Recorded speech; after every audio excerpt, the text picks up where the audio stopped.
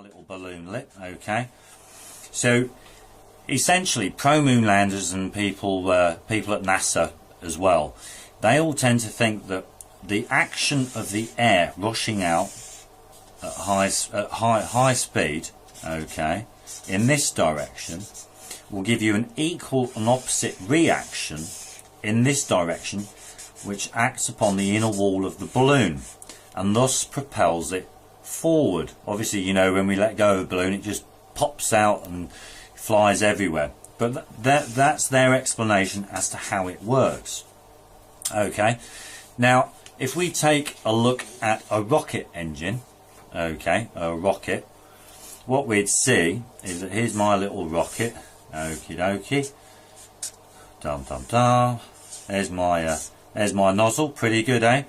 Now we've got the fuel and oxidizer tanks. We've got pipes which lead down to pumps and turbines and things, which basically pump the fuel and the oxidizer into the combustion chamber, where the they use hypergolic fuels, so they ignite upon contact with oxygen, and they cause a rapid expansion of gases, and then they expand out at very, very high speed to create thrust, or a thrust force, which then gets chucked out on the back of the nozzle.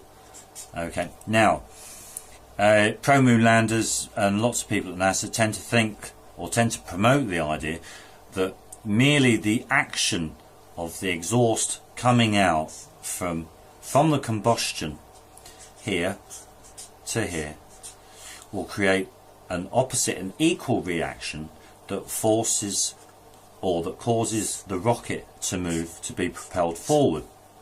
Okay, so basically all of these, the fuel and the liquid, the molecules moving in one direction here, cause an equal and opposite reaction actually on the base of the rocket, which pushes it forward.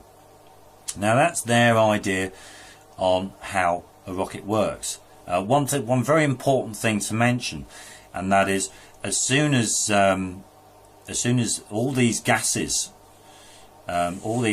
here leave the nozzle, they are no longer effective in the forward propulsion of the rocket. That's what pro-moon landers and people at NASA say. Okay, so that's something to bear in mind. Okay, now here's my explanation as to how a rocket works. Okay, so here we go again. There we go. We've got our little big wide nozzle there.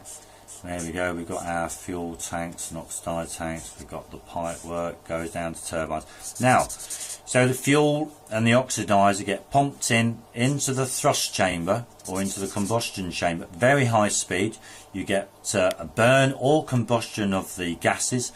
They expand and they are forced out through the nozzle at extremely high speeds.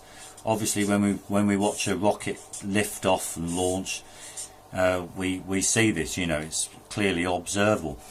Now, what I think happens is that the action of this thrust force here causes a reaction by the mass that is behind the rocket. So if I just turn this around for everyone to see. So the rocket, the thrust force coming out the nozzle hits the mass, and the mass gives an opposite and equal reaction that acts on the contact area here that pushes the rocket in this direction. One very important thing that a lot of people tend to overlook, and that is a rocket is one mass system. So all of this, all of that there should be regarded as one mass system. You've got fuel, you've got thrust, and you've got the actual mass of the rocket itself. All that is one mass system, and that solely acts on the mass, whether it be the earth, whether it be atmosphere, that gives you an equal and opposite reaction. So that's my understanding of how a rocket works. Okay, now we're going to put this to the test. So what we're going to do now is we're going to use our little balloon car as our little experiment to see who's right and who is wrong.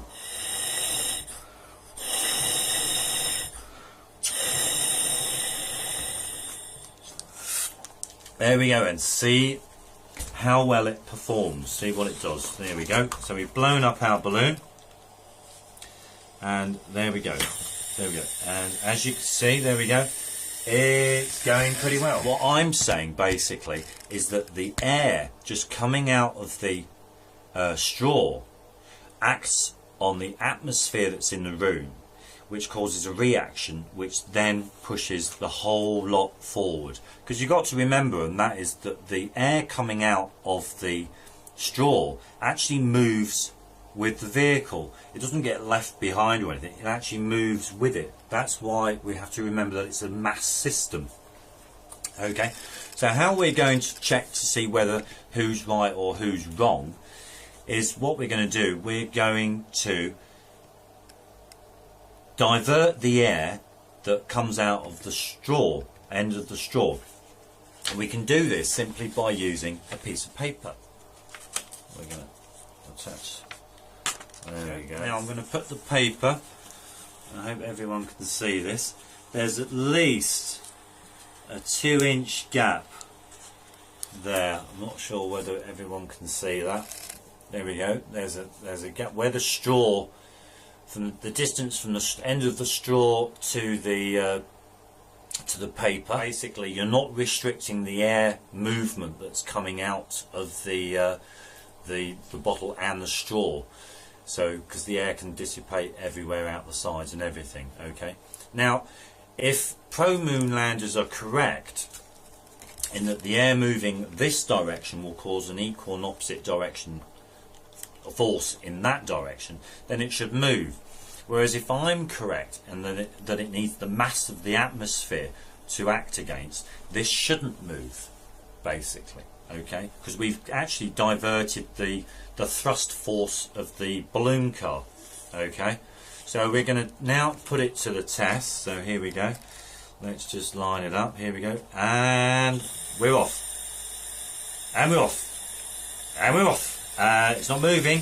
What we're going to do? It's not working at all, and it's not moving. The balloon's going down. The air's coming out of the straw. It's hitting the straw. I can feel the air from the side, and it hasn't moved one little bit. There we go. If we go back to how a rocket works in space, we have to remember that in space there is a vacuum where basically matter is very, very, very sparsely populated in a given area. Okay, so you got fuel tanks, and my pen's running out. There we go. So what's going to happen is that we're going to have the fuel, or what could happen, I should say, is let me just change my pen. There we go. We've got a nice purpley one here. There we go. There we go. That's better. What's going to happen in a vacuum when the rocket's in space, and that is the fuel is going to be pumped out. Okay. You're going to have combustion, you're going to have the thrust force coming out, okay, out of there, but there is no mass there for it to act upon. Therefore, you won't get the reaction in this direction. You will not get that because there is no mass for this thrust force to act upon. Now that's we've clearly demonstrated that with the balloon car in the video, but also one of the major factors of why a rocket will not work in space is that we also have the idea of free expansion. So basically, with free expansion, what we can see with free expansion, and that is when we have our rocket here,